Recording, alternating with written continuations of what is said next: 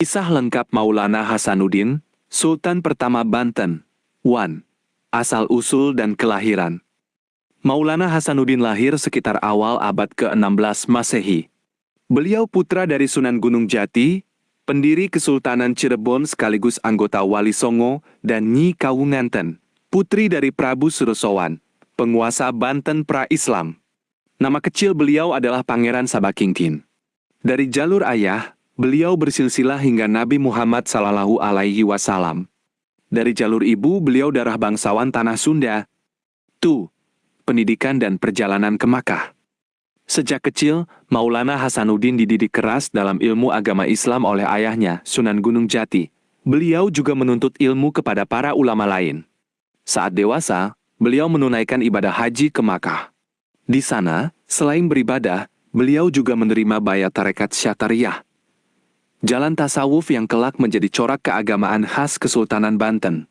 Pengalaman ini membentuk pribadinya yang menggabungkan kekuatan spiritual dengan kecerdasan politik. Sri, menuju Banten dan peran awal. Setelah kembali dari Makkah, Maulana Hasanuddin dikirim ayahnya untuk mengelola wilayah Banten. Saat itu Banten masih bernama Banten Girang, sebuah daerah pedalaman yang sebelumnya dipimpin kerabat kerajaan Sunda. Berkat strategi damai dan dakwah yang lembut, beliau berhasil mengajak Ratu Darah Putih dari Lampung untuk masuk Islam tanpa pertempuran, membuka jalan perluasan pengaruh Islam ke Sumatera bagian selatan. Beliau menyadari bahwa Banten Girang terlalu jauh dari laut untuk berkembang menjadi pusat perdagangan. Maka beliau memilih lokasi baru, Teluk Banten, kawasan dataran rendah yang dulunya rawa dan tambak, bernama Dusun Pancaniti. 4. Dinobatkan menjadi Sultan pertama, 1552 M. Pada tahun 1552 M, Maulana Hasanuddin dinobatkan sebagai Sultan pertama Banten. Upacara pelantikan berlangsung khidmat di atas batu Gilang. Batu keramat yang dulunya adalah singgasana kerajaan Sunda, kini menjadi tanda beralihnya kekuasaan. Dengan ini, Banten resmi melepaskan diri dari bawahan Cirebon dan Demak, berdiri sendiri sebagai Kesultanan Islam. 5. Membangun kota Banten dan Keraton Surosowan. Di kawasan baru yang bernama Banten Lor, beliau membangun Keraton Surosowan, pusat pemerintahan yang dikelilingi benteng batu kokoh, lambang kekuatan dan kedaulatan. Masjid Agung Banten, dengan atap tumpang 5 dan menara setinggi 24 meter, menjadi jantung kehidupan agama dan masyarakat. Sistem pelabuhan dan jalan air yang menghubungkan pusat kota dengan laut, menjadikan Banten pelabuhan internasional yang ramai. 6. Membuka jalur perdagangan dan diplomasi. Letak Banten di ujung barat Jawa sangat strategis.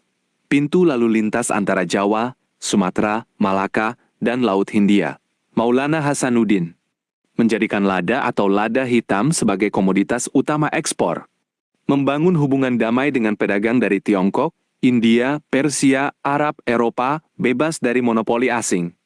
Mengembangkan Lampung sebagai daerah penghasil lada dan wilayah bawahan yang setia. Dikenal dengan diplomasi yang cerdas, tegas namun terbuka, menghormati budaya pedagang asing selama tidak merusak ketertiban. 7. Mukjizat dan karamah. Dikisahkan batu-batu pembangun Surosowan dan Masjid Agung mudah diatur dengan pertolongan ilahi meskipun tanpa alat berat. Air di sekitar kawasan masjid dan keraton selalu jernih dan tawar. Meski dekat laut, berkhasiat menyegarkan tubuh dan menenangkan hati. Ucapannya tegas namun menembus hati. Musuh yang datang dengan niat buruk seringkali pulang dengan damai. Tubuhnya terlindungi dari senjata tajam dan racun selama berdakwah dan berperang membelah umat. 8. Warisan pemerintahan dan sosial. Menegakkan syariat Islam sebagai dasar hukum negara, namun tetap toleran terhadap perbedaan budaya. Mendirikan pesantren dan lembaga pendidikan agar ilmu agama tersebar luas. Tidak menimbun harta pribadi. Kekayaan negara dipakai untuk membangun masjid, jalan, benteng, dan menolong rakyat miskin. Mewariskan semangat kemandirian, tidak mudah tunduk pada tekanan bangsa asing. 9. Akhir hayat. Maulana Hasanuddin wafat pada tahun 1570 Masehi dalam usia yang lanjut. Sebelum wafat, beliau berpesan kepada putra sekaligus penerusnya, Maulana Yusuf. Pimpinlah dengan keadilan. Jaga kemerdekaan Banten dari campur tangan asing, sebarkan Islam dengan hikmah. dan sayangi rakyat kecil sebagaimana engkau menyayangi keluargamu. Beliau dimakamkan di Kompleks Masjid Agung Banten. Makamnya hingga kini selalu diziarahi ribuan orang sebagai penghormatan atas sang pendiri Kesultanan Banten dan jejak abadi. Di bawah Maulana Hasanuddin, Banten tumbuh dari daerah kecil menjadi salah satu pelabuhan terbesar Asia Tenggara. Warisan yang masih berdiri. Masjid Agung Banten, reruntuhan Keraton Surosowan, Batu Gilang, saksi pelantikan beliau. Tradisi tarekat Syatariyah yang masih lestari di Banten. Inti pesan kisah ini, Maulana Hasanuddin adalah pemimpin yang menyatukan iman yang kuat dengan visi yang luas. Beliau membuktikan bahwa dengan ketulusan hati, kecerdasan strategi, dan kasih sayang kepada rakyat, sebuah wilayah kecil dapat tumbuh menjadi pusat peradaban yang disegani dunia.